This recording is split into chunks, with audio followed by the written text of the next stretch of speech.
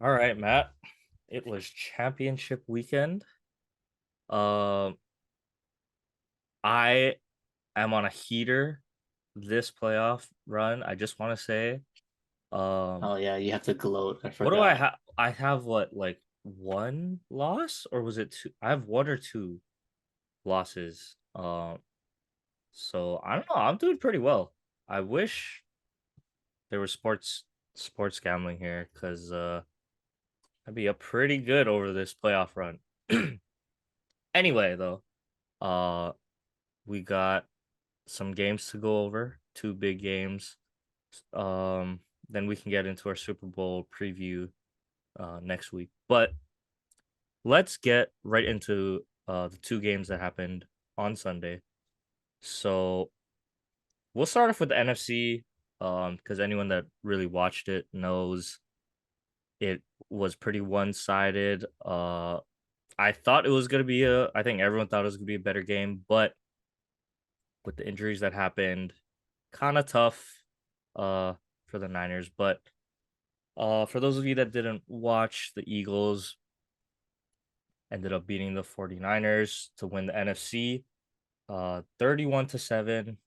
And yeah, I mean the score says it all, but really when you're down to your what fourth string quarterback, you could say, and you really can't throw the ball. They had Fifth? their fifth string quarterback. Yeah, because McCaffrey was the fifth string quarterback after Purdy got hurt, Did and he then actually Josh Johnson comes did he in. throw a pass though? He did. He was 0 for 1. Oh, okay.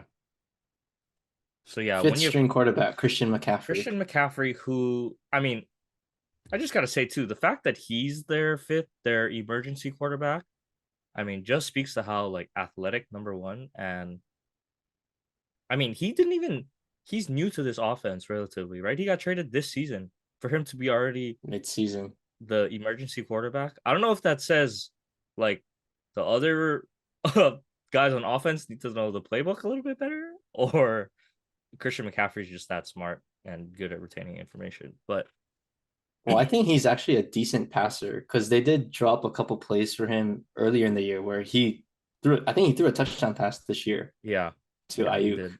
So it's not like he can, he's just gonna hand it off or they're gonna run a wildcat. Like he threw the ball 40 yards, 30, 40 yards. So he has a good enough arm to be an emergency quarterback, I will say. Hmm. But not to win the NFC with Christian McCaffrey at quarterback Yeah, isn't ideal, I would think. yeah, I wouldn't think that either.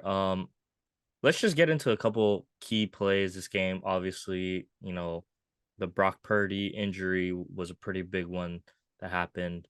But I guess we could talk about the Devontae Smith catch first. His fourth down. He appeared to make an amazing one-handed grab to set up a touchdown, but upon review, that was definitely not a catch. With what we know now, right? Ever since the infamous uh other Does caught it, by the infamous way. other Does caught it. infamous NFC playoff game several years ago, we kind of have a better definition of what a catch is, and that was definitely not a catch because there was video evidence of the ball hitting the ground. And so we'll get into this, especially with the Chiefs Bengals game, right? But I just wish the NFL, like would do something or have a system that's consistent, right? Because I mean, okay, so we can talk about the refs and we will talk about the refs, but to a certain extent, right? They're human. They're seeing bang bang plays, right? They don't have all the camera angles we have at home, right? But the NFL does, and we have seen, especially over the past several seasons, the use of instant replay become much more of a factor in games, especially big plays and key plays like that where they swing momentum in a game, or you know are big plays in games. And so for them to not even go to review in that situation, and for I guess for the Niners not to challenge in that situation, That would be my point and my takeaway. and we I think over the course of this show have talked about Kyle Shanahan a little bit, but for the most part it's positive stuff, right? He's a good offensive minded coach, probably the best run schemer that we like to say in the league, right? But there's things like 28-3 that you can't quite forget, right? Um, and so when Devontae Smith got up, I'm sure this is what you're gonna get to, right? Gets up, screaming at Hurts and the offense, let's go, let's go, let's snap the ball, right? What does that tell you? He doesn't even know if it was a catch or not, right? And to me, if the receiver is gonna be that adamant, because I mean, let's be real, they kind of know to a certain extent, right? Uh, they at least can tell if the ball hits the ground or not. And so to me, that showed Devontae Smith knew. And for I don't know if no one's paying attention or what was going on, but yeah, Kyle Shanahan, you need to throw a challenge flag there. Pivotal moment in the game. It's a fourth down, right? So that ball's incomplete. You get the ball back. You don't have to worry about a punt. You don't have to worry about field goal try, anything. Um, and of course that ended up to the first score of the game.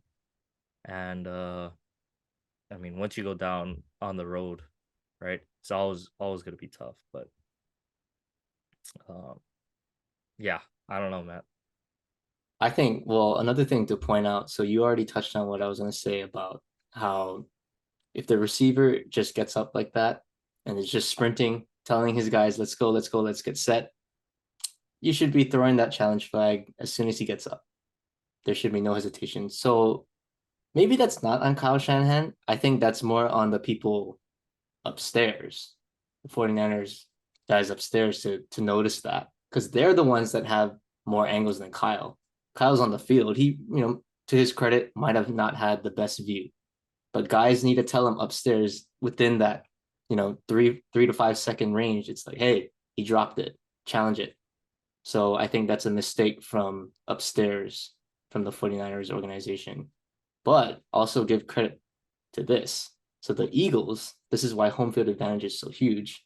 They were saying that they weren't showing the replay on the screen because normally, once a play's over, typically you show the previous play, whether it's incomplete pass or completion. There's some kind of replay, but they didn't show any of it. So I think that's something that's kind of important to keep in mind at how home field advantage does play a difference, especially in these football playoff games. So that's why I don't like the Eagles, they're just really sneaky, dirty, you know. Just show the replay. What Everybody else do does it. they? I wonder if they have to though. Well, no, I don't think there's a rule, but to me, I mean, from going to games, whether it's a college game, high school game, there's some kind of replay being shown after a play. A big play like that, it's a fourth down. A assumption I don't is it's think a that's conversion. sneaky.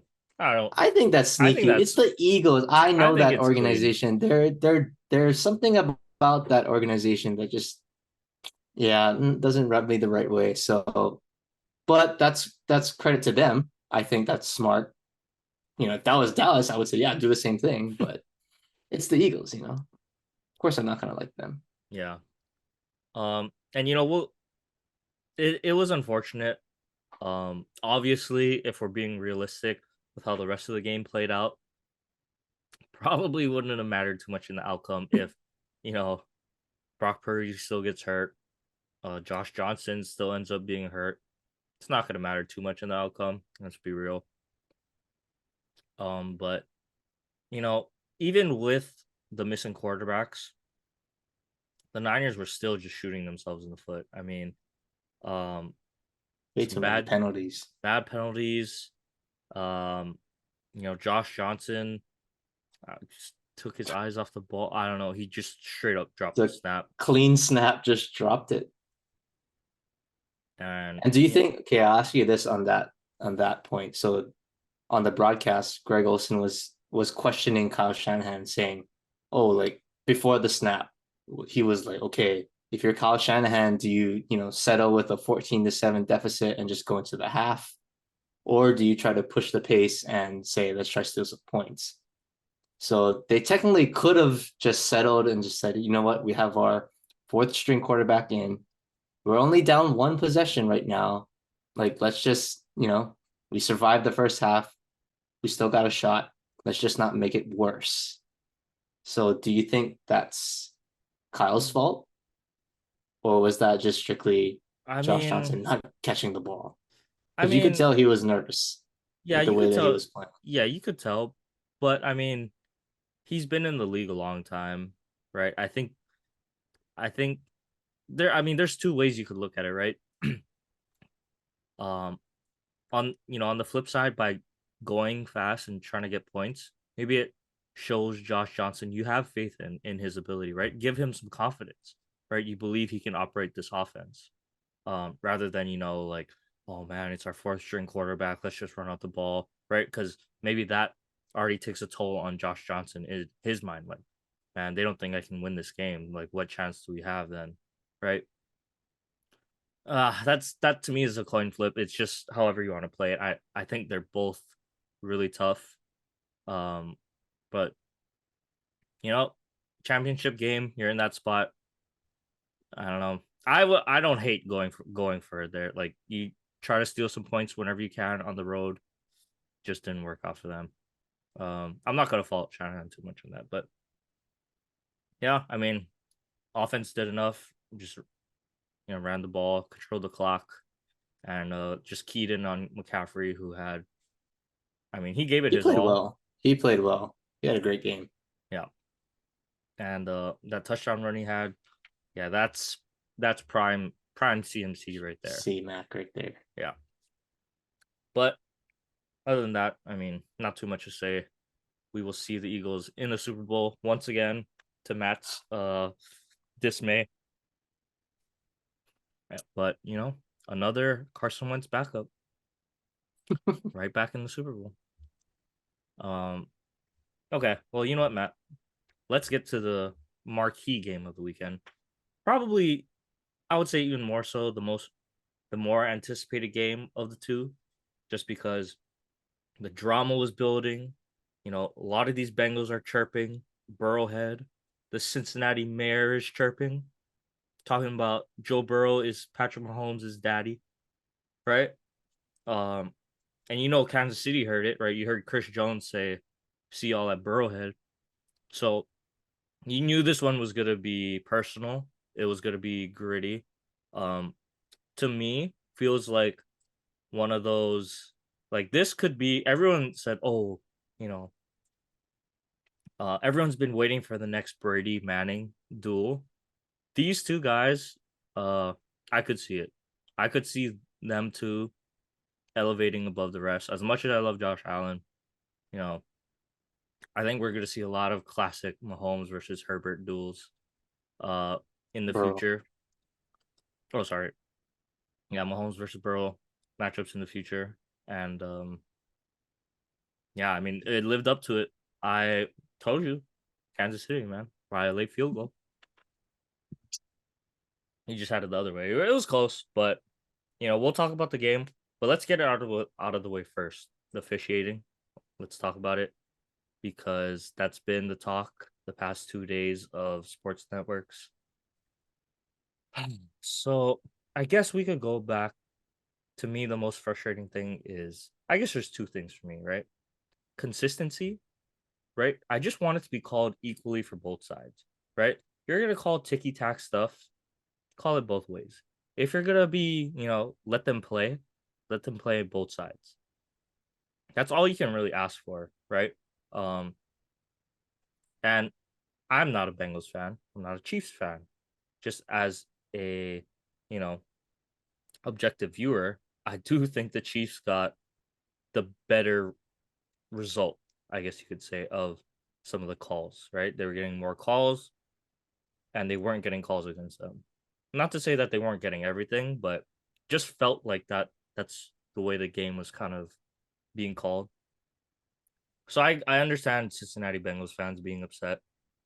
Um, so I get that out of the way. And in a championship game, right, with two great teams, two great quarterbacks, you don't want it to come down to like referees, right? It just kind of deflates the moment. So I just hope the NFL does something and acknowledge. It sounds like they are acknowledging that the quality of the officiating hasn't been up to par. And I just hope for the league's sake and as a fan's sake that the Super Bowl, um, we won't have this type of problem. I don't know if it means more communication from up top to the officials on the field or what has to happen, but yeah, I mean, I feel bad for Cincinnati fans. I do. It, yeah, pretty unfortunate, but they kind of set themselves up for this.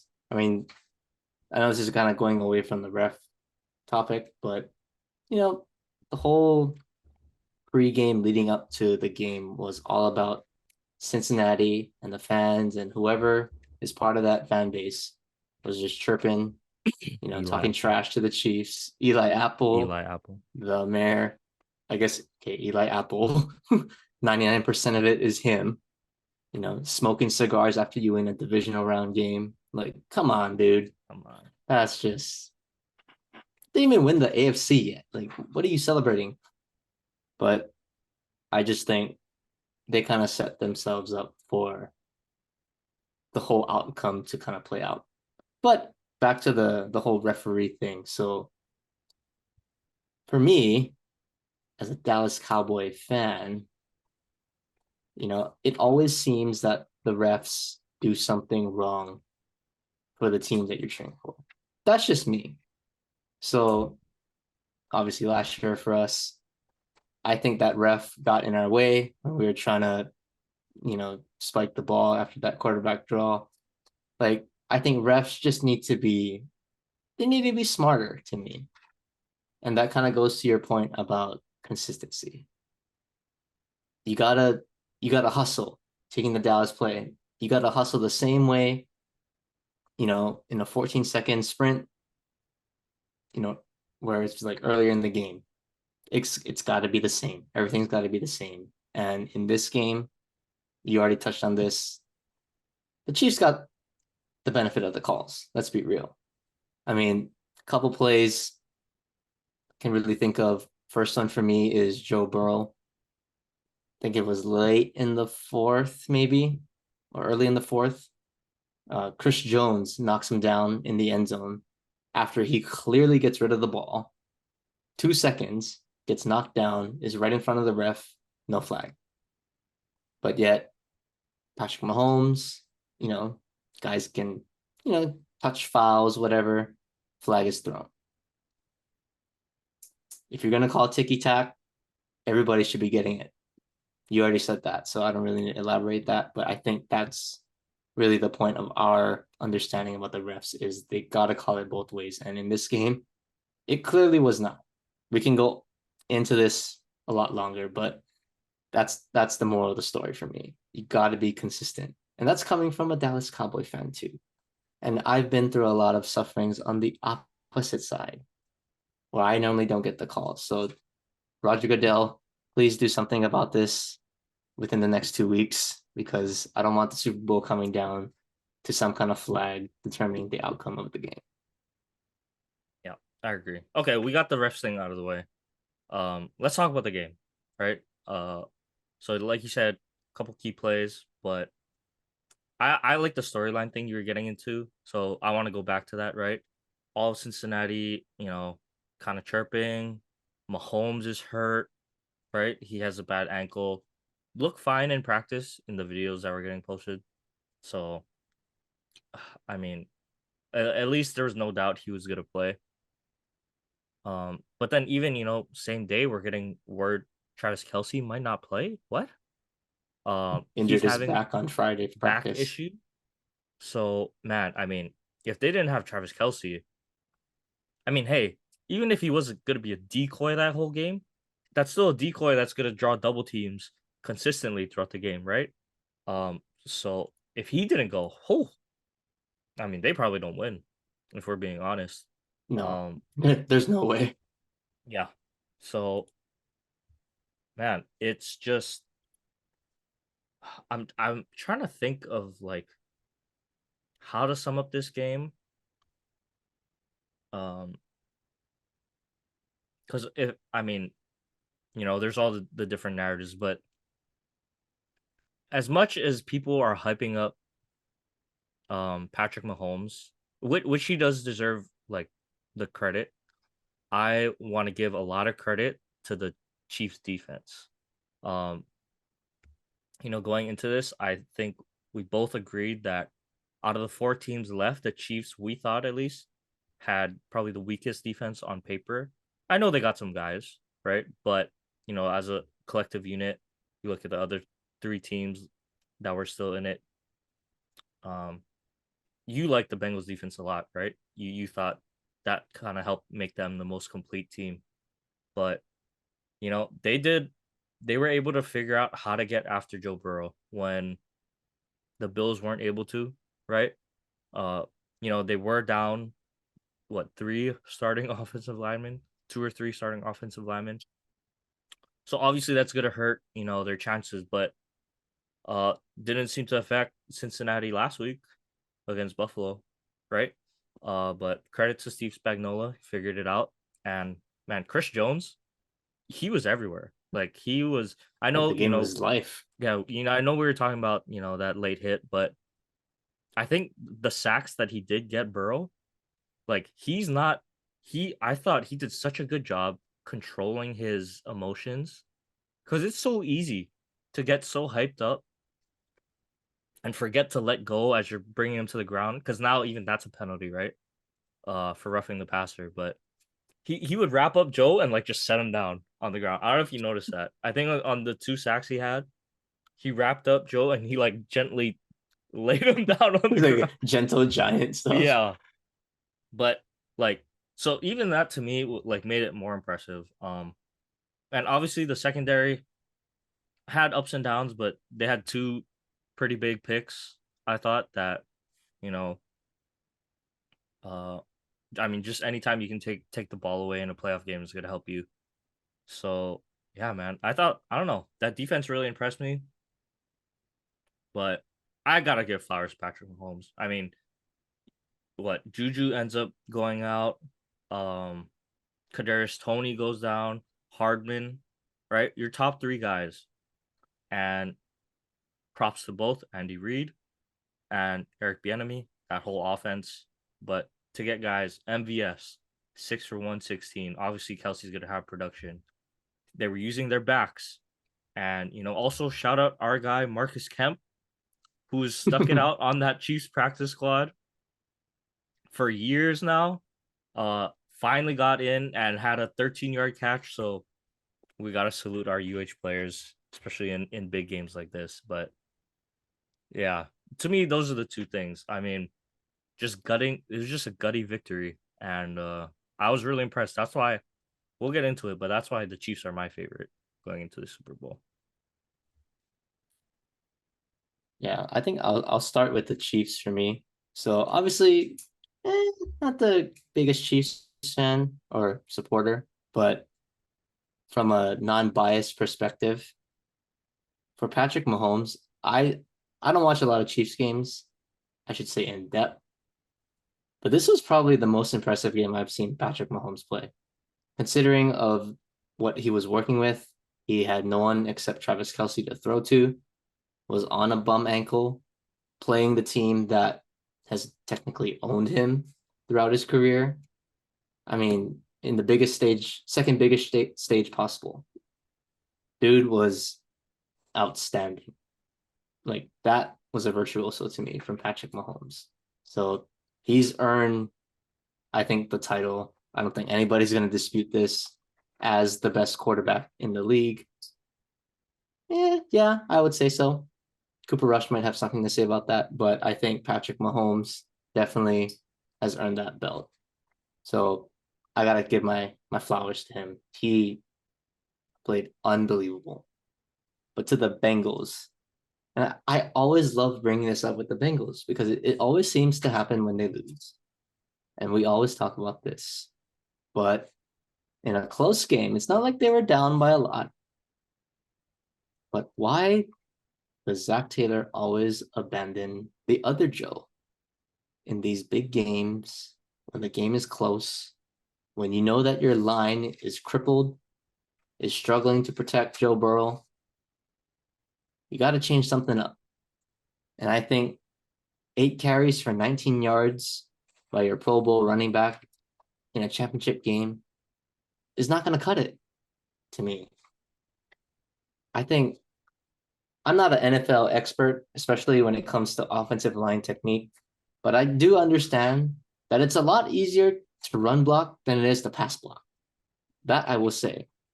So if you can help your offensive line out by giving them some kind of confidence, some momentum, and you're helping your quarterback out, why wouldn't you do that? To me, Joe Mixon in this game should have had at least 20 carries, at least. Because you know what's on the other side. And even more so, wouldn't you want to keep Patrick Mahomes? Yes, he's down his receivers, but that's still Patrick Mahomes on the other side. You want him on the sideline, control the clock. And they didn't do that. A lot of passing, just way too many times Joe Burrow is just dropping back. And you can already tell the Chiefs, they were just licking their chops already. Chris Jones, all those guys up front, Frank Clark, they were winning one-on-ones easily. So I think Zach Taylor, you got to notice those things, right? You can maybe feel it out early in the game, but the game's not out of hand. Use Joe Mixon. He's the focal point of your offense. It's not Joe Burrow, it's Joe Mixon. Because a luxury to have a good running back, not many teams have that, and they have that. So they got to use him better. I really hope he learns from this because I really don't want to talk about this again. But Zach Taylor got to do a better job of getting Joe Mixon involved. Well, I don't know if you I heard also Matt, want to. but before we move on from the Joe Mixon point, there's some speculation now if there's something internal going on with Joe Mixon, like within the Bengals organization. Um, I mean, why use Pirine more, right? And I think a lot of people notice that. So, we will see if Joe Mixon returns to the Bengals. I just wanted to put that out there because Okay. there might be something a little bit more going on that we don't quite know about yet. But yeah, But just even wanted if to. say they do have problems, Samaje Perine is still a good back. He can you can't have a 41 passes to 17 rushes. That just doesn't work to me when you have a bad nicked up offensive line. That to me just doesn't make sense. It's the run pass difference. But we can get into that another time. I also do want to shout out Jamar Chase. Dude is awesome. I think he's one of the best receivers in the league behind Cooper Kupp, but that's just me. Made an unbelievable catch. I couldn't believe he caught that pass on 4th down in double coverage. So That was probably the favorite play of the game for me from a Bengals perspective. Riley Maybe said, the T. Higgins touchdown, but "Oh yeah, Jamar yeah." Chase, dude is a baller. Riley said, "Man, it's amazing what will happen when your quarterback just throws it up to your star LSU wide receiver on 4th down instead of checking it down. Like who? Amazing, right? Amazing what can happen when you give your best player a chance." Riley just wanted to throw that out there. And that's what I was thinking too. I was like, wow, they're going for it on 4th down. I was like, this ball better be going to Jamar Chase or T. Higgins. Sure enough, you Yeah, should learn, heck of a catch. aka Kellen Moore, But oh wait, he's not on my team. We can talk about that later too. Yeah, it was a heck of a catch though. Um, all right. I mean, we got to talk about that last play though. Yeah, how The Joseph just wanted to Ossai yeah wanted to make sure flag. we got to everything right. Um, so obviously yeah, Jamar Chase makes an incredible catch, double coverage. I mean, the Bengals. I mean, not the Bengals. The Chiefs DBs though on some of these, like looks so lost. They're they're I mean, but they were always like that though. yeah, Like to their credit, they had a couple picks. That one, the second pick, great play by the DP, right? Made a great play on the ball, turned his head around. But like a lot of the times, it's like they're not even in position or they're not aware the ball is being thrown, right? Like, they don't turn their heads. They're like almost face guarding the receiver, or they're just like they can't pick up the ball in the air. mhm. Yeah, but yeah, I mean, still heck of a job by Jamar Chase. But some of those plays, I'm like, man, especially like the T Higgins one too. Like, come on, man, look. I mean, you can see the receiver that you can kind of see his hands, right? Like, okay, he's probably gonna get the ball soon. Maybe I should turn around. I don't know. Yeah. Anyway, yeah, we'll talk about that last drive. So, um, I mean, it's really the last play, right? um, man, I mean, first of all, credit to Patrick Mahomes, right, for running it on a bum ankle. Uh, I mean, just super gritty win. Uh, everyone talks about the flash and everything with Mahomes, right? But to me, that's why he's the best quarterback, right? And I've said it the whole year. He's adapted his play style to take the checkdowns, play with the running backs. That's hard to do. And this game, hurt, gritty. He's not getting to move outside the pocket as much as he wants. But that run, right? And he does get the first down regardless. So they would have had a chance either way. But that penalty, um, I mean, you just can't have it, right? Osai, he had a great game. He was making plays, He throughout the game. was. He was probably the best player on the Bengals defense. He was all over the place, always around the ball. Uh, but I mean, it's the heat of the moment, and you just gotta know, right? Just don't put your hands on Patrick Mahomes there. You don't want to even give the refs that option. It does look like they tripped on each other's feet anyway, but it doesn't matter when you have two arms extended on the quarterback as he goes down. I mean, it looked like a push on live TV when I saw it happen. I was just thinking to myself, oh man, that is going to add 15 yards and put them right into Butker's range. Sure enough, that's what happened. Um, I feel bad for him because I thought he played a really good game, but sometimes just that's sports. That's just how it goes. One mistake like that. Obviously, it's not his fault they lost the game, right? Oh no, Plenty of yeah, mistakes, definitely but not. when it comes down to it, yeah, can't have it. I just hope that it doesn't ruin his career. I Like don't they think it can't just will. look at that one play and it's like this guy ruined it for his team. We're not gonna sign him. Or we're not gonna give him No, a contract. Like see, to I me, don't. that shouldn't be the case. I And that's what agree. I hope that doesn't happen. I also hope that doesn't happen. I hope it's a Marcus Williams situation, right? Saints. I think we all know the Minneapolis Miracle. Saw watching that live, right? And he got signed to what I think he went to the Ravens, right?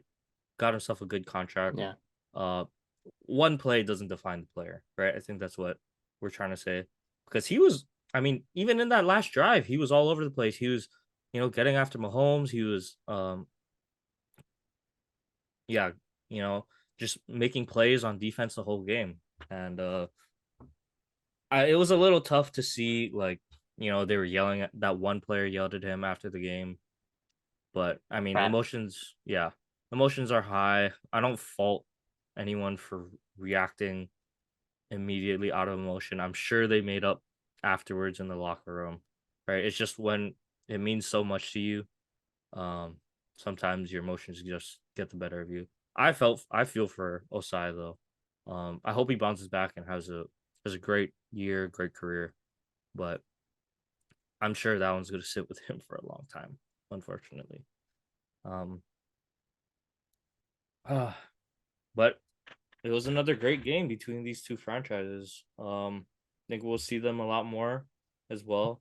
I would think the NFL is going to schedule them to play each other every year for the rest of their career, probably. I wouldn't be too surprised. I wouldn't be surprised if that's the AFC Championship next year too. mhm. But we can also talk about the holding calls, I guess. They missed 3 holding calls On that on that same run. play. So, I mean, it's so interesting to me. Like, obviously, the NFL is a business, right? Um, but I don't like to think it's rigged. I don't think anyone wants to think it's rigged for ratings. Uh, but when you see some things like that, you can't help but wonder, right? Especially how this game was called, you can't help but wonder.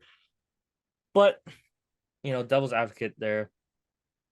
If the NFL really was rigged, right, for money, that everyone is saying, "Oh, it's rigged, it's rigged." I think the best counterpoint you can make to that is, okay, if it comes down to money, right? How does the NFL make money? By getting people to watch. So if that's their goal, wouldn't you think they'd have their biggest markets always like being in it towards the end? Take Dallas, for example. Literally the richest or sports organization on the planet, right? Dallas Cowboys, number one most valuable sports brand. That's more than soccer, which is the global sport, right? Like that just speaks to how much money Dallas can generate as an organization in the world now. And so, if the NFL's rigged, don't you think? I mean, Matt would be a lot happier. Don't you think they'd win a little bit more championships? Would be in, or at least be in the playoffs a little bit longer if it was rigged, Thank you. right? Like even New York, don't you think the New York markets, the LA markets, would constantly have teams, going deep if it really was rigged? That's the only thing. Probably to me, that's the biggest like counterpoint to it. But you can't help but wonder, right? Especially when there's calls being made like that. So, um, It's kind of like the NBA to me. It's like I think, like in the NBA, certain guys. I think we'll talk about this later in another segment. Typically, certain superstars, the LeBrons, the KDs, the big name guys, they're gonna get the benefit of the doubt in some calls versus a rookie or a guy coming off the bench that nobody really follows. The same play to the same or two different people, but one guy's gonna get called for a foul versus the other's not gonna, based on popularity, just the aura of the person. So I feel like in the NFL, there's a little bit of that. And I can't help but think because Patrick Mahomes is considered, the poster child, he's the face of the you league. know, the face, yeah, right, the face of the league, the best quarterback in the league. Can't help but think he's gonna get some calls that other quarterbacks that even Joe Burrow didn't get in this case. So Yeah, that's something the to think only about there. that's the counter, right? NFL's marketing the product over the nation or the market. Um, I could see that being argued too. So I guess we'll never know. Hopefully the officiating doesn't affect the games too much forward. All right. Well, we'll get into our Super Bowl preview next week. We'll take a short break here. Finish up with some coaching news. Matt is dying to get to basketball stuff. Um, but yeah, so take a short break. We'll be right back. Okay. Let's wrap up our NFL talk here. We got some coaching news, some pretty big coaching news in the NFL. We will start as we usually do with our football segments with the Dallas Cowboys. And I said, let's not talk about the offseason stuff just yet. But when there's offseason moves like this, you can't help but talk about it.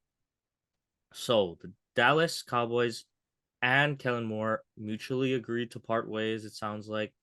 Just wasn't working out for either of them. Kellen Moore headed over to the Los Angeles Chargers. So he wasn't a whatever free agent or on the market for too long. I think he got hired like the next day or something like that, right?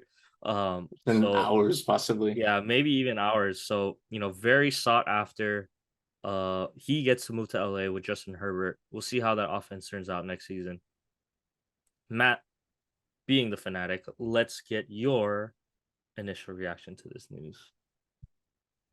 Well, let's just say from the media standpoint, ESPN, obviously with us, Undisputed, Fox, a lot of criticism from Dallas releasing Kellen Moore, but I'm the opposite. I'm happy he's gone because Yeah, we we know. need change. We need change. We need change. And I think it's honestly, I feel like Kellen Moore is going to do really well with the Chargers. Probably has a better team offensively to work with. But as far as the Dallas perspective, I mean, to me, the offense was dull. Like Kellen Moore comes from the coaching tree of none other than Jason Garrett. And what does Jason Garrett do best? Halfback dive up the middle, inside zone up the middle. Oh, he got 2 yards. Oh, let me do it again. Oh, we're stuck in third and long, and Dak gets sacked or throws a pick. No motion. I think this year there wasn't a lot of creativity, right? I watch all these other games. The Chiefs, Andy Reid there's always somebody in motion, moving before the ball, pre-snap motion, pre-snap reads. 49ers, right? Their run game so creative.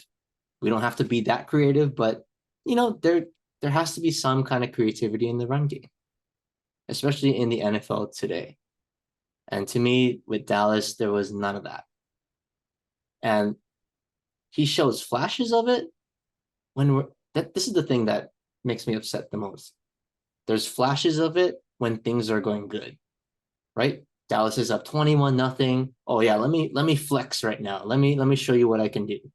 Terrific, right? We're supposed to win this game. Why are you calling this play now? Trying to show off. I want you to be doing that kind of stuff when it's a one possession game and we need a big first down conversion to ice this game, or we're going on a game winning drive. What is the best play I can think of to get Dak or whoever my quarterback is his best playmaker of the ball? And a lot of times it's the same old thing, right? Everyone's just standing, no motion pre snap. You snap the ball, Dak is dropping back. Everyone's running stick routes, curl routes. Blah, like everybody knows what's going to happen. Look at the 49er tape. How many times was our guys running stick routes? A lot. there was a route tree in the red zone. 4 guys ran routes. They all ran the same route. like, what is that? Like, there's no mesh. There's no some kind of pick play. Like nothing. You just everybody's gonna run a stick route. Like no. Like that's the time, Kellen. You got to use your offensive genius to think of something creative. That's your time to pull out the strings. Not when you're up 21-0 and you're just trying to show off at that point. Like that to me is the most frustrating thing, and the reason why I think it is best for both sides to separate. I do think Kellen's going to do well with the Chargers. He's got a better quarterback, first off, good running back in Eckler, Keenan Allen, and Mike Williams on the outside. So I would hope he should have some fun with them. I don't know. Maybe he'll do the same thing and just call halfback dives for Eckler, 25 carries for 50 yards for him. I don't know. Well, hey, he's But not gonna have an owner breathing down his neck to give the star player the guy that he paid the ball, right?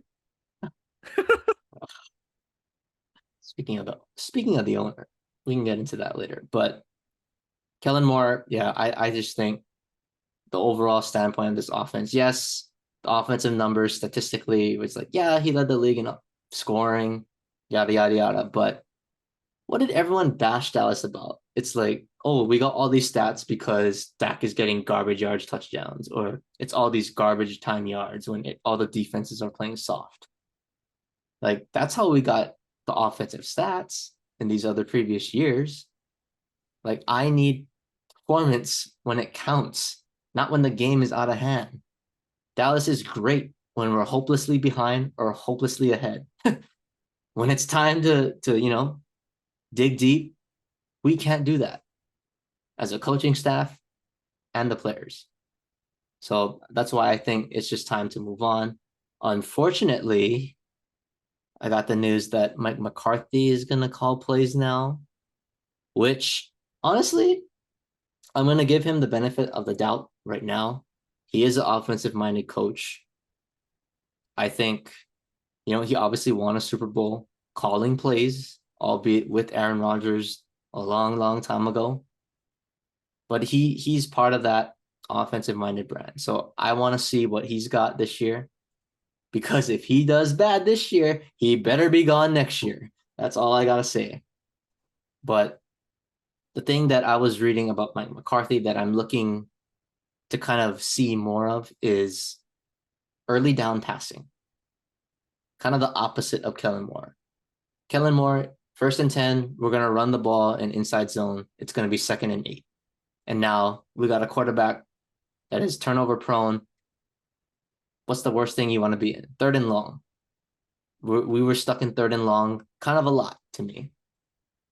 So if you can keep the defense guessing, we're not calling runs every 1st and 10. I'm not saying to abandon the run game, because I'm a huge advocate of running the football. But I think there's creative ways to run the ball, right? What have I been saying this whole year? Get Tony Pollard on the outside. They never seem to really do that as much as I thought they should have. Yeah, I They won't could have. mind though when Tony Pollard's in Miami next season. They So they they could use Tony Pollard like Deebo Samuel, that kind of play, because he was a better receiver than he was a running back actually. But Dallas never used him. Who's the offensive coordinator? Kellen Moore. He's got to know that kind of stuff, right? Things like that. If my main man is CeeDee Lamb and everybody else is pretty bad, I'm drawing up the offense, at least the receiving game, around him, right? Maybe Mike McCarthy, similar situation with Aaron Rodgers, right? He's got Devontae, not really a dominant number 2 guy behind him. Let me just ride Devontae. It worked in Green Bay with Aaron Rodgers. So let's do the same thing. How are we going to get CeeDee Lamb open like how Aaron Rodgers got Devontae open, or Mike McCarthy got Devontae open? So I kind of want to see that kind of be involved, even with the aspect of Green Bay, right? They have Aaron Jones. They kind of use him, in a hybrid way. They line him up in the slot. They throw him the ball. Like, I want to see my running backs be able to do that too. Assuming we get Tony Pollard back, even if we don't, we got running backs that can catch out of the backfield. So I want to see them use that skill set properly. So I'm excited. I know a lot of people aren't excited. I don't know why, because all those same people were literally criticizing Kellen Moore the entire time before. So I'm ready for the new start.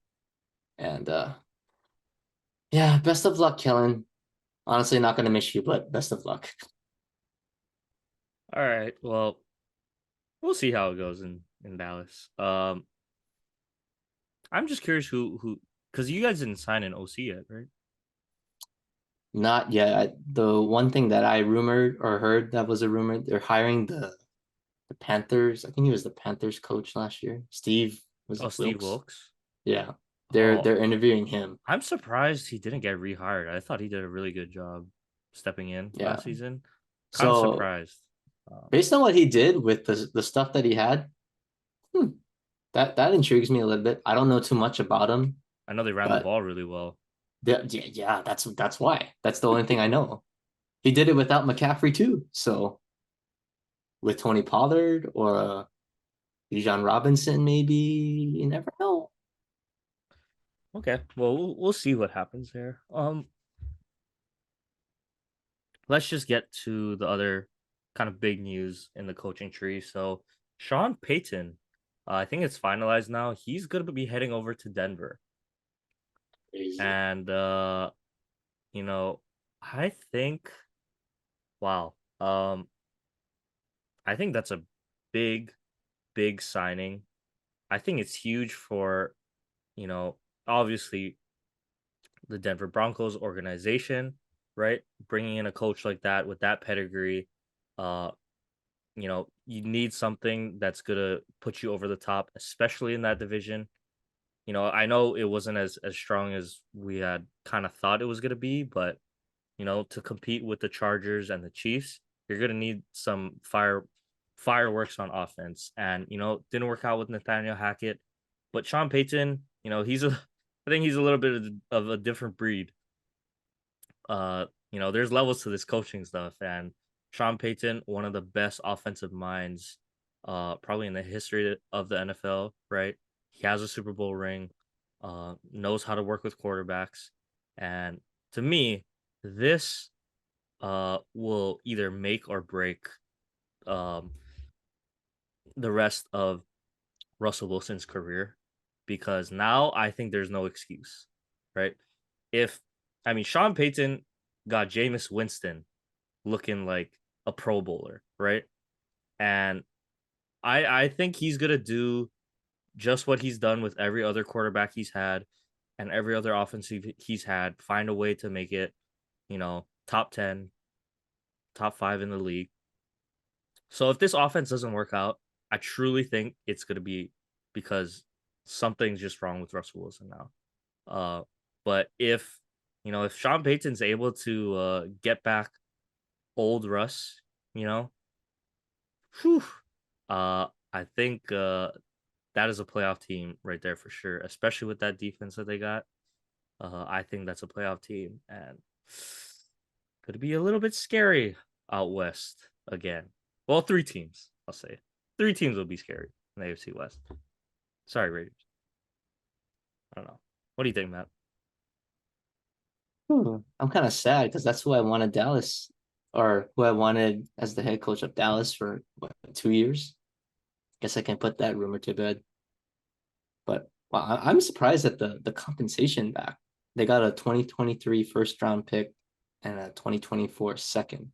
That's some pretty high comp for the Saints, especially. I'm looking at it where it's like Sean Payton wasn't He's even already coach gone. last year. Yeah. Yeah, he was gone anyway, and you're getting a free first round pick and a second round pick. Like, okay, that's a win for me. So from that standpoint, hey, the Saints, Dennis Allen, I think he's got some promise, but I don't know. They're kind of Maybe they can take stocking a up over quarterback there a little now. bit. Maybe Yeah, I think they're gonna make a push, maybe. maybe. I think so too. But as far as the Broncos, like I'm just like a negative thinker when it comes to the Broncos. So I'm gonna assume that it doesn't work. Well, like what's gonna happen? Because they have no future. They're stuck with Russell Wilson with his $250 million contract. And Sean Payton, what was it, a 5-year deal, I think? So you're going all in with this core. So how quickly are you expecting the rebuild to happen? No, Like, there's no is it a rebuild. 1-year This is a thing? turnaround. This is Yeah, this so ain't no that's why building happening. you don't make the playoffs this next season. You ain't gonna make it anytime soon to me because Patrick Mahomes isn't going anywhere. Justin Herbert, we know he's on the rise, so you're gonna have to deal with those two guys. And Russell Wilson's not getting any younger. I think he's the oldest guy in the division at the quarterback position. So Until maybe Brady where do goes you to go? the Raiders. But Oh, I hope he goes to the Raiders. That would be nice. that'd be funny. But to me, this is kind of like a if you don't do it this year, when are you gonna do it to me for Denver? Because you don't have anything. You gave all your picks to Seattle. Now you're giving these picks to the Saints. I don't know. This is a risky move to me, and based on what I saw with Russell Wilson last year, that's why I'm thinking this because he was terrible. And it's not like, yeah, maybe Nathaniel Hackett wasn't the right guy, but well, he had Aaron Rodgers as a quarterback. Things seem to be relatively okay with that. So why couldn't it have worked with Russ?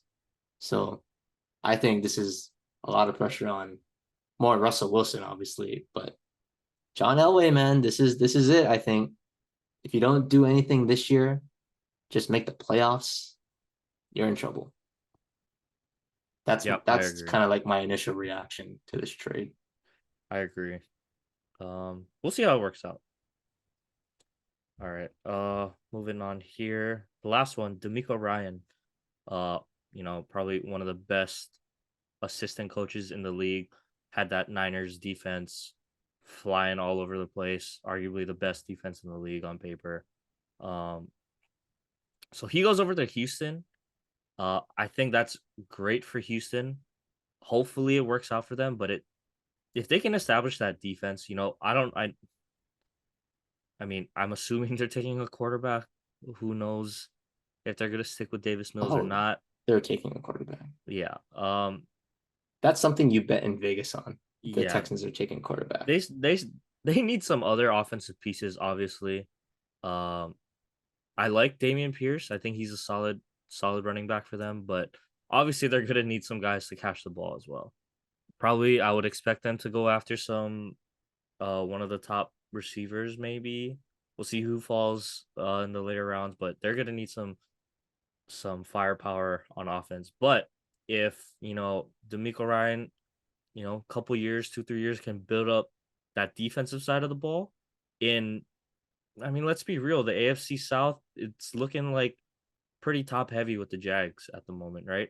Who knows what the deal is with the Titans? They'll probably always be hanging around that wild card slot as if nothing changes on offense at least. So, the division is still somewhat up for grabs. It's not completely out of reach for them. Um, I think, defense, it's kind of you know, as flashy as these offenses are, we've seen that, defenses still do win championships, right? It's still about the defense. And if they can get that defense figured out, and it's more of a cultural change too, right? If he can establish a culture, winning culture, then I think Houston. I like this hire for Houston. I'm surprised they got him. I thought he could have gone to wherever he wanted to go, right? But maybe he picks Houston. Maybe it's a business decision, right? You get a little bit longer leash, I think, in Houston. Uh, and you know, there's not super high expectations going in right away.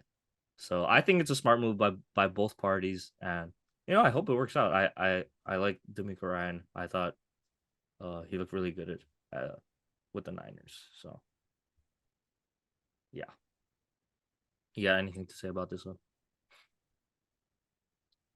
I think this is interesting because I do think the Texans are going to take a quarterback, but because DeMeco Ryans is a defensive head coach, like how much power are they giving him? Are they giving him the keys to the franchise where he really can just run the show?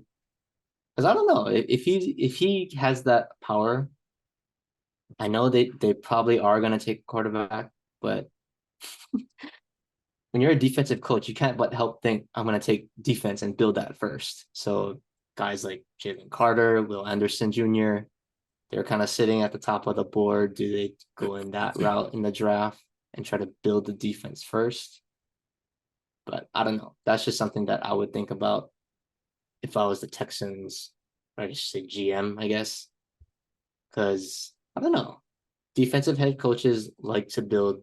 I mean, typically, right? If you're an offensive minded coach, you're going to focus on the offense. Defense, I'm going to build the defense. But I think they got to get a quarterback. You can't win any, no matter how good your defense is, you're not going to win in this league without a franchise quarterback. Yeah, that's true. So it'll be interesting to see how much power he gets. And also with the whole, racial thing, he's a black coach. Are they going to make some kind of big deal out of it? I hope not, but it'll be interesting. But I think good hire, a guy who actually played for the Texans with JJ Watt. So pretty young guy, young minded coach. So I'm all for it. I think he's gonna hopefully turn that franchise around because they've been struggling for a little bit ever Yeah. since the Sean Watson drama. Yeah. Yeah, hopefully it all works out for them. But let's wrap up our NFL talk here. Quick one, just with the NFL awards. So I guess we'll just do a quick prediction. MVPs. defensive player of the year, offensive player of the year, rookies of the years, and then comeback player and coach of the year. You know, I don't think any of us did too good in our predictions. I We did definitely did not. not. No, I we did had, not. I mean, Brady, that just complete At disaster. least Josh Allen is an MVP finalist. Yeah. Um, to me, it's a close one, but I'm gonna give the slight nod to Patrick Mahomes because I think Jalen Hurts had a great year. Um, He did. I think if he plays the whole year, I think he might have been the MVP. Those 2 games he missed, I think that just hurts the numbers a little bit. But you could also argue it just depends how what the MVP really is. Like in basketball, like in baseball, what does it mean? Best player, most valuable to that team specifically, right? Like the debate is always going to go on, but I still give it Patrick Mahomes slightly over Jalen Hurts, but I thought Jalen Hurts had a hell of a year. And yeah, definitely just out of reach for me there. But I got Mahomes. Uh, yeah, I'm gonna say that as well. I think this is Mahomes' award to lose, and kind of unfortunate because I think without Jalen Hurts getting injured, I would confidently say he would have won this award. But I'm not gonna complain about Patrick Mahomes. He's earned it this year. Kind of put that whole narrative about he needs Tyreek. What is he gonna do without a receiver? Yeah, he kind of put that to bed. So Yeah, let's give him that MVP that he yeah, deserved this year. I agree. Um, all right, this is gonna be an interesting one. So AP Defensive Player of the Year. I want to see how biased Matt is because I think it's close, but I think it's pretty it's a little wider margin for me. Nick Bosa is gonna be the defensive player of the year on the best defense, playmaker all around. I thought Chris Jones had a great year as well too. Obviously Michael Parsons, but I think even Matt will acknowledge Michael Parsons wasn't 11 from heaven every game uh this year, like we're used to seeing his rookie year. So that's why I got Nick Bosa. Okay, being that I'm a objective fan, I will agree that Nick Bosa should get this award. I think he was probably the most consistent player.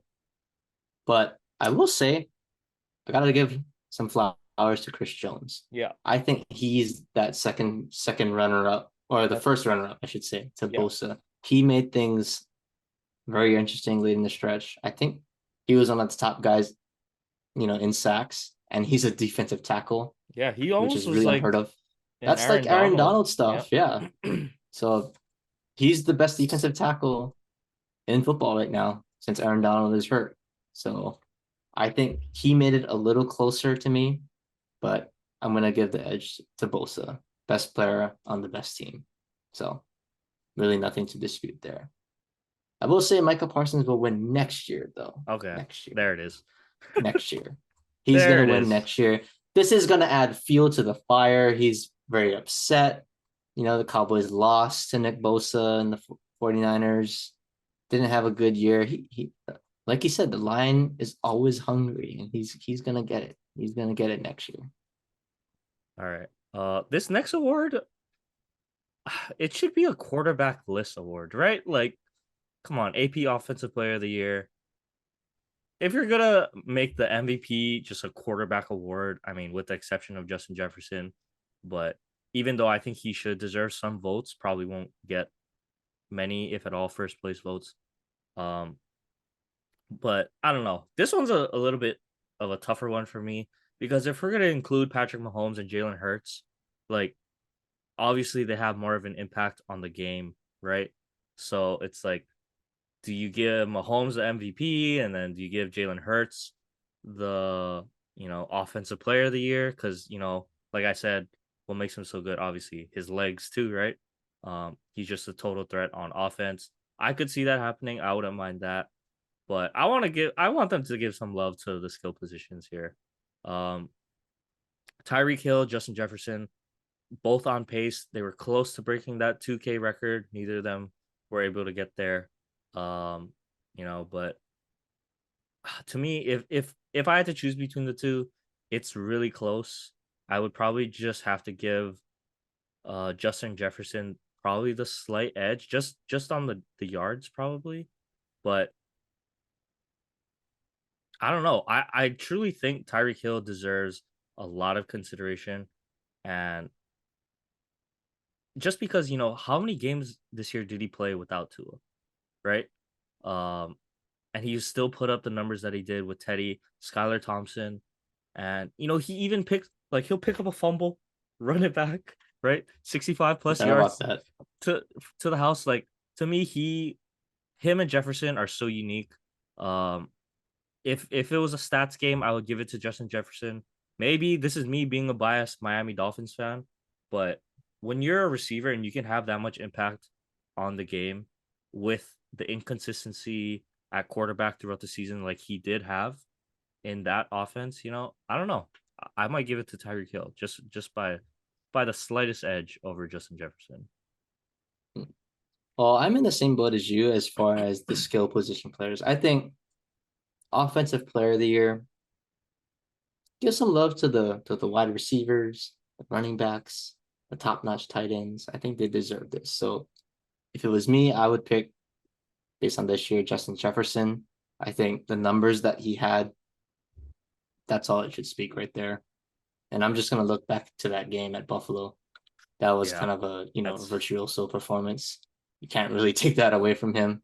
So yeah, I think I would probably lean towards Justin Jefferson just a little bit over Tyreek. I think Tyreek was on pace to get that, but kind of had a quieter second half, but still was great by all means. But yeah, I think Jefferson's gonna get my vote here. all right. Yeah, fair enough. I could see it going either way. If any of those two wide receivers won, I'd be happy with it. I think it's probably going to be one of the quarterbacks, but Probably. whatever. Yeah. All right. This next one's kind of interesting. Offensive rookie of the year, Brock Purdy. I don't know if he should be in it, if I'm just being honest. Kenneth Walker and then Garrett Wilson. Um, I would give it to Garrett Wilson. I mean, he played with Zach Wilson this year, still put up the numbers he did. I think he's gonna be a handful for a lot of teams in the years to come. I really like his game. He great hands. He can make the athletic catches, and he's tough to tackle too. I watched him, you know, play Miami twice this year, and he gave the DBs fits, man. If I'm being honest, if they get, God forbid, they get Rodgers or they get a quarterback, that's a little bit more consistent. Even if it is Mike White, I think that's going to help Garrett Wilson's numbers a lot. Uh, to me, Kenneth Walker had a great year. I think he's going to be a great running back as well, but he was kind of hurt, right? Throughout the year. So kind of hard to give it to him. And Brock Purdy, yes, he had a great season, but to me, you got to play a little bit more games. Like maybe that's just, I don't know if that's not the right way to look at it. That's how I feel. I think you got to uh, kind of encompass the whole body of work. I'm leaning towards Purdy here just because it's a quarterback driven league. And it's hard for me to ignore that he went undefeated when he started. I can't get over that. He has the story, Mr. Irrelevant, last pick in the draft, leads his team to the NFC Championship game, has 100% completion percentage in the NFC Championship game. I know that really doesn't mean anything, but 2 for I 2. would throw 4 for 4. Oh, four Actually, for four. I'll throw Sorry. that out. 100% completion percentage, but to me, it's the story. I think with the whole Trey Lance goes down, Jimmy G goes down, 49ers are screwed, and in comes this rookie, saves their season, gets them to the title game in the NFC. So I would probably lean towards Purdy here, but Garrett Wilson probably a second close pick there for me. Okay. Yeah, I can see it. I don't know. I like Purdy. I It's wouldn't be just mad with any of those three, to be honest. Kellen Walker was fantastic too, yeah. but he did die out at the end to me a little bit. maybe they figured out, scheming around him, but he's got a promising future in Seattle too. Yeah, I agree. This next one, I think is my hardest one to pick. Defensive Rookie of the Year. I mean, all three of these guys I thought had great seasons. Hutchinson, he led the all rookies in sacks, I believe. I think he had a couple picks as well, right? So a little bit of the JJ Watt flash there. Maybe not as physically dominant, but definitely a game changer. I think the Lions got their guy. And these other two corners, I mean, Sauce, he lived up to his reputation. I think he locked down a lot of the top wide receivers in the league that he was matched up against. Tariq Woolen, turnover machine, right? Uh the steal for Seattle. They're just great at drafting late round DBs, I Defensive guess. players. Yeah. Um so he was a steal. It's close for me, but I think I've just got to give it to Sauce. I would give it to Sauce by a little bit. Just because he was going up against everyone. And he pretty much shut down everyone that he went up against. And so to do that as a rookie in this league with the talent at wide receiver in this league, yeah, that probably just impressed me the most. And not looking forward to seeing him play Miami for the next several years and shutting someone down. Even Tyreek Hill, he did well against Tyreek and Jalen, both times they played. And it's not hard to play against, or it's not easy to play against speed like that. So I'm gonna give it to Sauce. Oh, I really want to say Hutchinson just because I said I picked the right guy just once, Yeah, me too. but it's uh, to me it's Sauce's to lose. I think he was dominant this year. Just I didn't I personally didn't see it coming into the league. He playing at Cincinnati, not playing, the top notch competition, but man, he's right. He's going up against everybody's number one, and for the most part, he's containing them. Really hard to dispute that. Him, Patrick Surtain, Jair Alexander, Trayvon Diggs, those guys, top corners in the league for me. But to me, this is a no-brainer. I think this is Sauce Gardner's. Okay, I like that. Comeback player of the year. It's always hard to pick comeback, and I think this one is really hard for me. Um, I want it to be Gino for the story because I think his story is a little bit better, right? Like to be a benched or a backup quarterback, come back and have the year that he had, I thought was so impressive. Um, but to me, I think I'm gonna have to give the slight nod. I would give it to Saquon, I think, just slightly over Gino. McCaffrey obviously had a great year, but I think the thing that hurts it for me a little bit is he was with the Niners and that explosive offense, right? And so that system is going to put up numbers regardless. That's the only thing that hurts McCaffrey for me a little bit.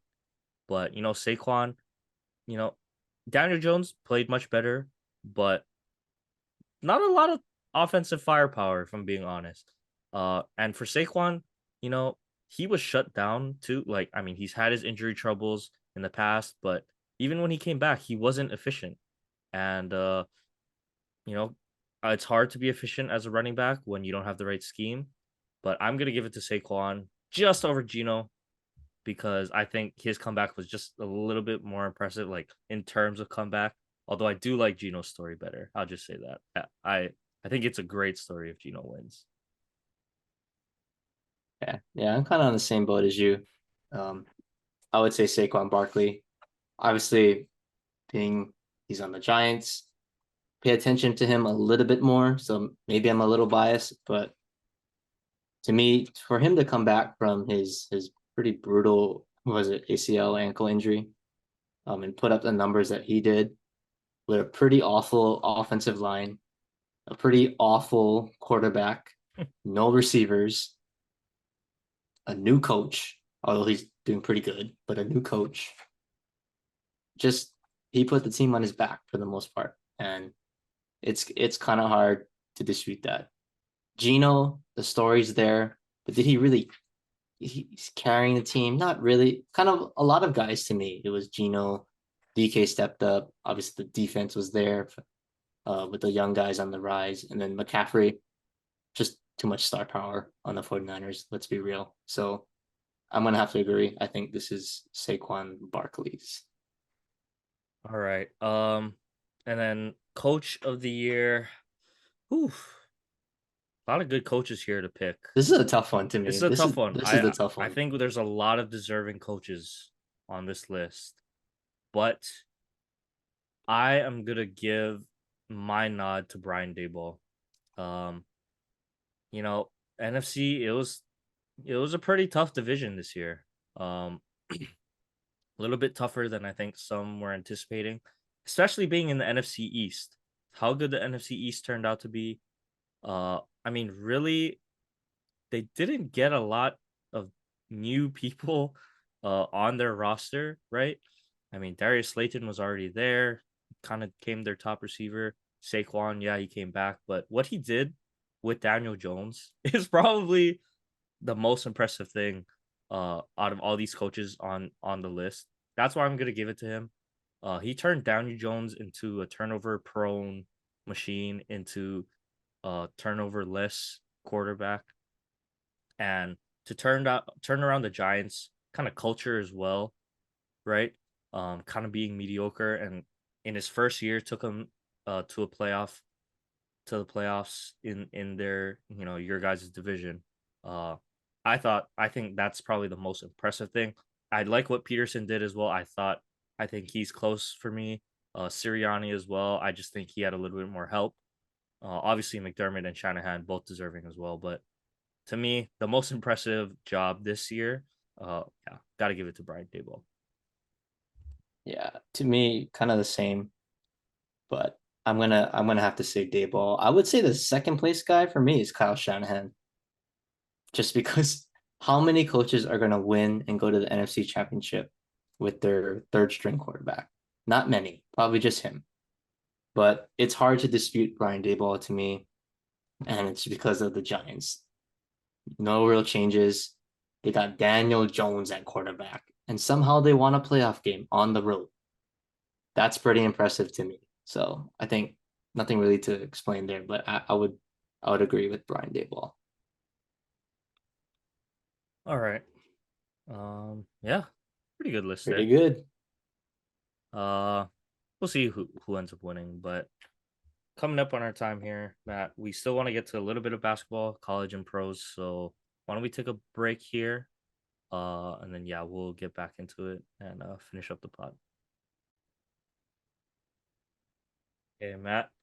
Since we always talk about UH basketball or UH sports for that matter, thought is we both agreed it's pretty important we address the great Jim Leahy, right? Passed away today, or sorry, yesterday.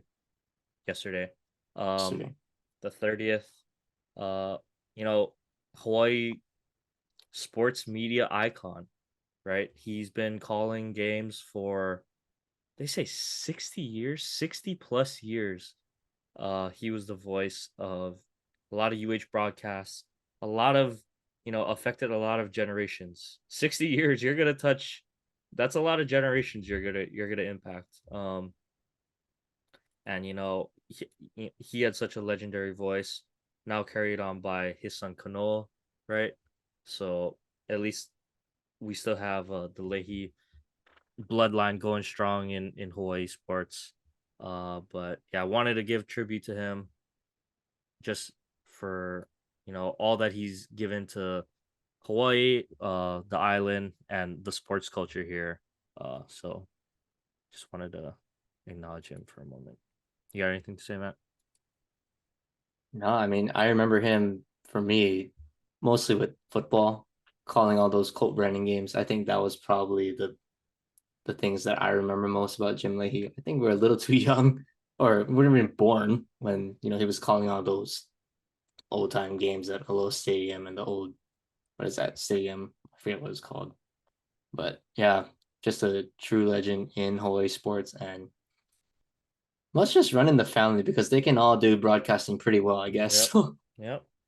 Kanoa is gonna carry on the legacy for, I would say, many, many years to come. So yeah, tough day in Hawaii sports, but also a great day to remember probably the greatest broadcaster in Hawaii sports. All right. Well, let's get into the actual sports, Matt. Hawaii basketball, they had the split in their two games. Kind of tough. Yeah, Probably should have won both, but why don't you take us through both those games? yeah, you said it. So last week we said, right, got a chance to take over first place. We should win these two games at home. And what do? We lose on a last second shot to UC Santa Barbara. We had it. But to me, the tough thing really comes down to this play, but was the late game execution to me. I thought UH didn't, for the first time, they really didn't execute well late in the game. There was a lot of bad shots. Jovan, I know he's been playing well lately, but he missed a wide open layup, takes a contested three with like 15 seconds left on the shot clock. Like that cannot happen from a guy who's been playing in big moments, has made big shots this year. You cannot be doing that in crunch time. That's all I got to say. But on that last possession, Jovan was the guy guarding AJ Mitchell, who was the guy that made the game winning shot for UC Santa Barbara. Actually played him really well to me because he's a left handed guard. So he forced him right, which is good. And you make him take a tough shot. You can't really ask for much more from Jovan. I don't want to hear people saying, "Oh, well, come on, Jovan, you got to do better." He did everything he had to do. So to me, the thing that could have been done better is the help defense. I know from the scouting report, AJ Mitchell is their best player. He's their leading scorer. You really think he's going to pass the ball up in that situation with 5 seconds? Absolutely not. So if I'm Samuta Avea, who's helping on the weak side, he's got to come over and help Jovan because he's going to shoot that ball. You got to help and contest. And I think he didn't do a good job of contesting that shot. Yeah, it was already a tough shot, but you got to know that's the best player. He ain't passing the ball. You got to help your brother, who's obviously really short. So make it harder for him to contest. So yeah, tough loss for UH. It wasn't a really great mood in the stadium after, or in the stand sheriff after, but they did have another game to play on Saturday. They ended up winning that game. But again, not a pretty performance. Playing a inferior Bakersfield team, they've got 6 wins. Hawaii should win this game pretty easily, and they were on track to. They were up 17 at the half. Everything was going good. They're making their shots, and then all of a sudden, they just went ice cold in the second half. And credit to Bakersfield, they just kept hanging around, clawing their way back. But to me, this goes down to coaching. So UH hot in the first half, making their threes. Hey, ride the heat wave. But when you start to go on a cold streak and you just keep jacking up threes, like that's just terrible to me. And that's why I always emphasize with UH is they gotta play inside out. You play through your bigs, through Bernardo da Silva, and Kamakahepa. I know he was shooting the ball great in the game, but if you're 6'11", gotta be able to have an inside game. I don't care how good you are. More sec. I know he's raw, right? More of a defensive player, but gotta have an impact on the offensive end. We need you. And I think this game, the bench, outside of Beon Riley had 9 points, but we're still kind of struggling to find consistency off the bench. And I think, we're very top heavy. When Coleman is not going, I mean, he had a pretty rough 2 games. we look kind of bad, to be honest, offensively when Noel Coleman doesn't do good. So we can't be so Noel Coleman centric. We got to have guys step up. Luckily, we were playing Bakersfield. Javon had a pretty nice game, 17 points. Hepa was hot early in the game. So that was enough, but not a pretty win. at all, I will say. So instead of being first, we're now tied for fourth. Now we got to go on the road to UC Davis, who's right in the thick of things, with UH. So that's going to be a tough game. They got Cal Poly as well. So I think because they lost that UCSB game, they got to win both of these games and somehow get back into this. It's not over. I'm still holding out hope that they can get the 1 seed in the regular season to give us that NIT berth automatically.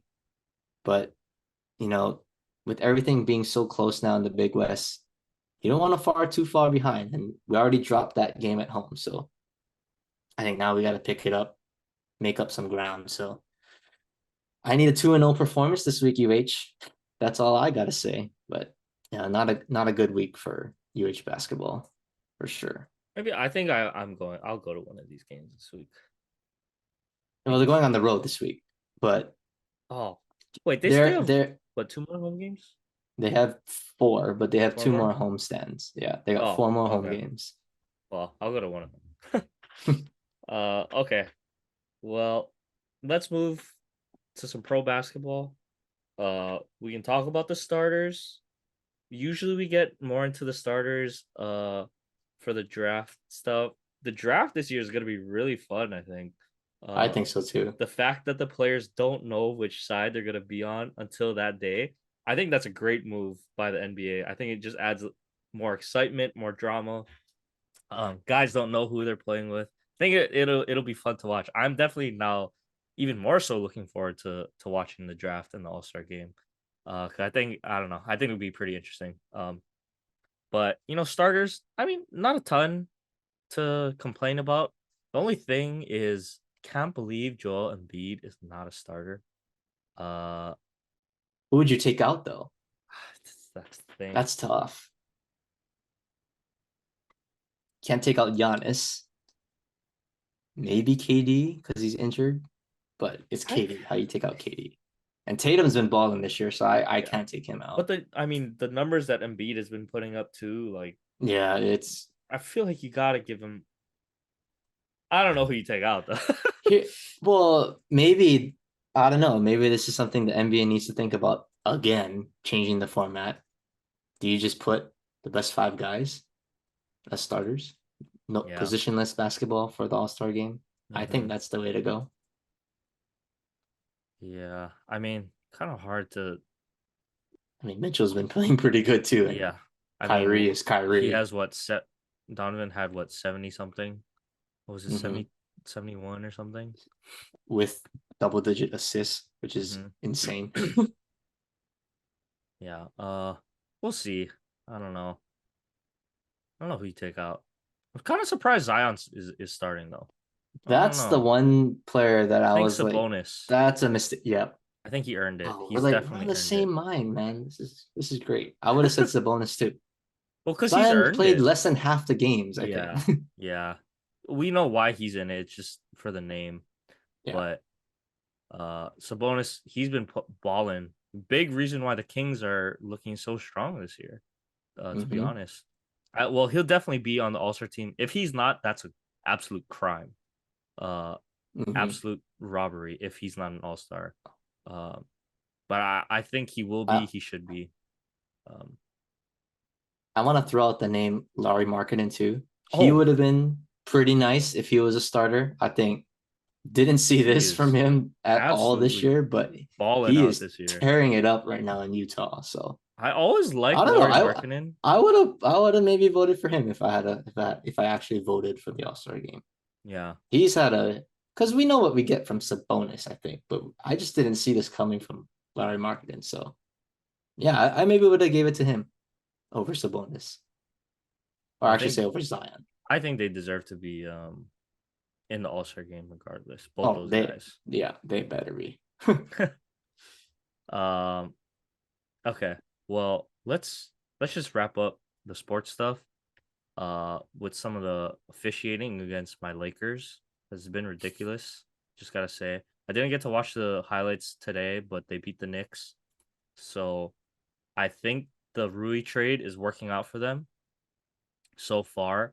Uh, this is what Rui's third game, I believe, with the team. At least looking at the box score, probably one of his most impacted games. He had 19 points, 9 rebounds.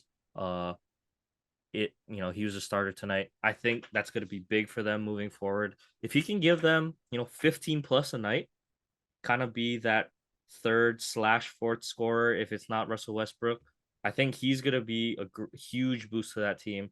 If he can knock down a couple, like 1 or 2 open 3-pointers, yeah, I really like what he brings to the team. But, it's just been the LeBron James show this year. And, we saw it happened again tonight. Madison Square Garden, that's the Triple place to be, dub. right? He's gonna pass Kareem pretty soon. That might be next podcast. Yeah. Actually, there's a very Probably good will be. chance. There's a very good chance with the way he scored. I mean, we just can we just take a moment, Matt, to acknowledge how great LeBron James is.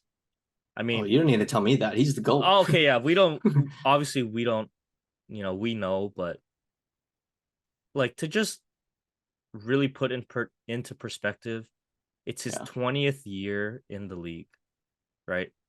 He's 38 years old, and is still a top.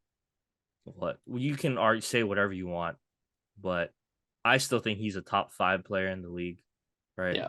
Um, you can say he's not the best player in the league anymore. I mean, come on, he's 38 years old. He's putting up 30 points, 8.5 rebounds, 7 assists on 50% shooting when he's been missing Anthony Davis for most of the year, right?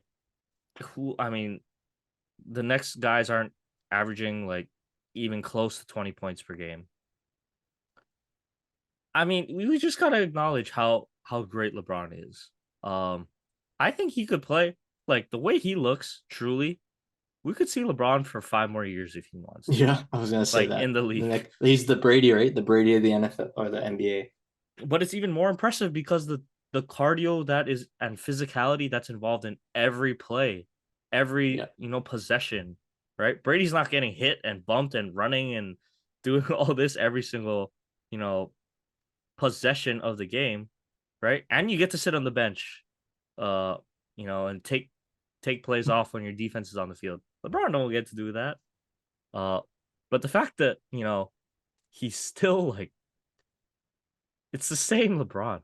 He's still driving hard to the rim, still dunking. He can still windmill, do all the reverse dunks. It's just greatness. Nothing else really more to say. I'm just wanted to take a quick moment there to acknowledge him. But you I'm all know, for that. um,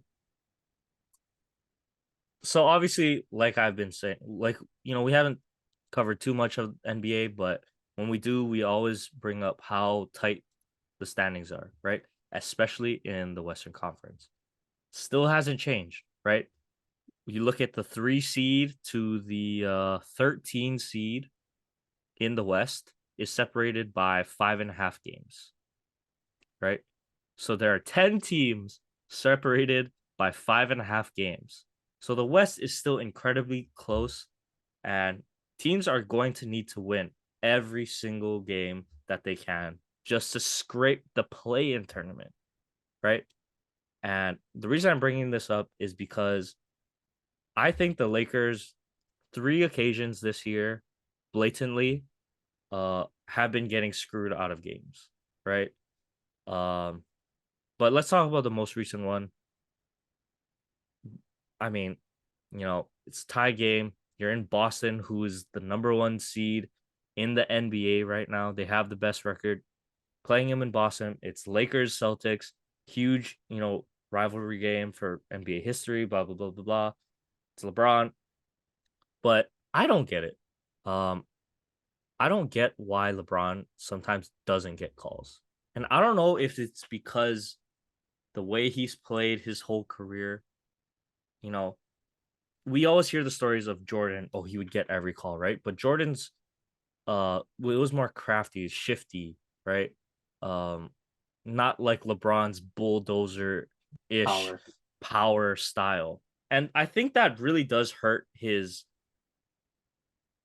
I don't know, view or not views from the ref, but how the refs like call the game for LeBron, right? Because he's so dominant. They don't call it both ways. When he goes bodying guys, they're not quick on the offensive foul trigger, but I think that on the other side, right, they don't always call the really less blatant, defensive fouls that when he gets hacked.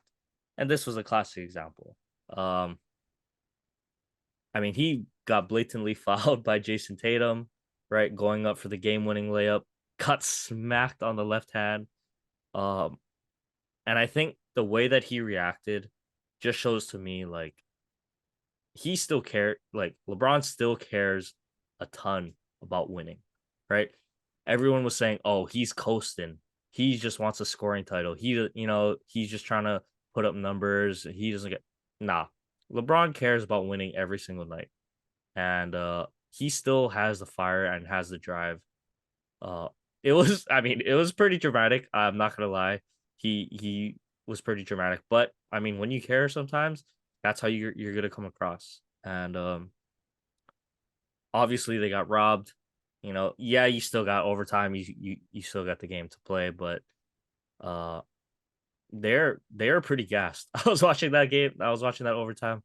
Nah, they just ran out of like LeBron, AD both ran out of steam at the end, and Boston was able to pull away. But I just hope that officiating isn't the reason LeBron James does not make the playoffs, just like in the NFL.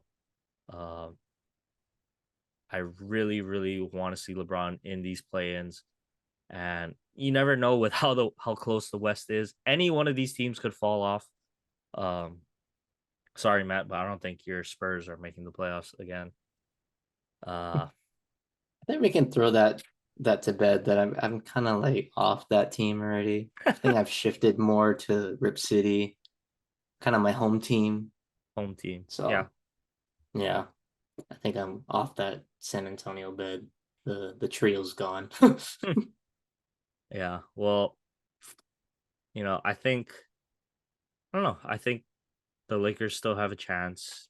As long as you got LeBron James playing, you got a chance. Just like with Tom. Uh, I think you got a chance. It's gonna be interesting because the Pelicans are kind of on a slide right now. They're on a 9-game losing streak. They were first in the Western Conference, and now they're the 10 seed, right? So, uh, yeah, anything can happen. I just hope we start seeing some calls for LeBron. Like, come on, Yeah. it's LeBron James. It's I feel like every arguably time the he best player of drives, all he time. gets fouled He to me. does. Every time he puts his head down into the basket, he's gonna get hacked. Because you can't stop him. There's no other way to stop him. So gotta be on the lookout for that. And the ref was literally like right in front of him, like at the clearest view, the baseline, and he missed it. Yeah. But Patrick Beverly made sure the ref knew what he missed. Okay. Come on, Pat. Like, I gotta love Pat Bev now, right? Because he's on my team, and you love it when he plays hard. He draws charges. He's gritty on defense. That that was just he's doing too much. We know it. He knows what he was doing. Um, come on, bring a camera out onto the court. Yeah, you're frustrated. Yeah, it's in the heat of the moment. He knew damn well what he was doing. Uh, that's just unnecessary to me. But that is who Pat Bev is. I don't know. I think the Lakers, as well as they have been playing, they still need to make a move. I don't know who else they have left to give up. Um, but yeah, I think they need to they need to make some moves for some players before the deadline comes up. We'll see. We'll see how it goes though. I don't Yeah, know. Okay. Well, other than that, I think I'm good. Basketball. If you're good, Matt, why don't you take us home? I'm good. I'm good. So January 31st, we are recording. So I was really excited for this sports fact. It brings back I should say memories that I never got to witness. But yeah, in 1993, on this day, the Dallas Cowboys won the Super Bowl. They won their third Super Bowl, the first with the trio of Troy Aikman, Emmett Smith, and the greatest receiver of all time, Michael Irvin. They beat the Bills, who ended up losing 3 straight Super Bowls, which is tough. But I really hope next year I'm saying the same thing, except they won the Super Bowl. Or I should say 2 years from now, they won the Super Bowl next year. Yep, that's my sports fact of the day. Dallas Cowboys won Super Bowl 27 on Nice. this date. And how about what Super Bowl 27? And it's been what 28 years since you guys Yeah, won? let's don't remind me. I lost count already. I can't I don't have enough fingers and toes to keep track. All you need to know So is they haven't won since you've been alive. So they haven't been to the NFC Championship since I was born. 1996. don't worry, Matt. One day that'll change. All Just right. win once before I die, please. Well, yeah. For your sake, I hope they do. Other than that, it's been a fun pod. We had a lot to talk about. We'll be back for the Super Bowl predictions and probably some more basketball stuff next week. So hopefully it's a good one. But other than that, guys, thanks for sticking around. Thanks for listening, and we'll catch you later.